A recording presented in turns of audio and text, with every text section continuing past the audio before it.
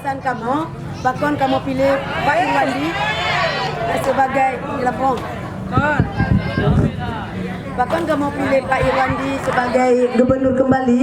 Yang pertama-tama kamu ingin mensejahterakan, mengangkat derajat wanita yang sebenar-benarnya.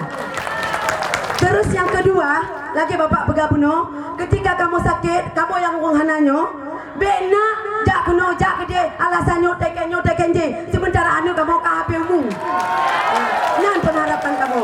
Terus yang ketiga kamu ingin anak-anak yatim itu disejahterakan. Jangan pandang pilih-pilih bulu. Bahkan mempegang lagi nyan. Ulun sebagai janda, ulun hana pernah mendapat bantuan anak yatim. Karena ulun hana diperhatikan. Maka Jilun Dino ingin kau katakan kepada Pak Irwandi, ingin ke kamu hana di belakang hana 12 mata Pak. Nah, yang kedua Pak, Bapak ingin ke kamu sebagai wanitanya Pak. Bena ino kamu digusur, be mengkat ino. Be kanan ti, na gubernur harus yang di kanan bakal so.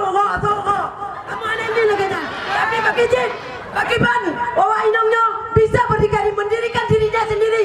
Bena bagamnya. Yang lu harapkan.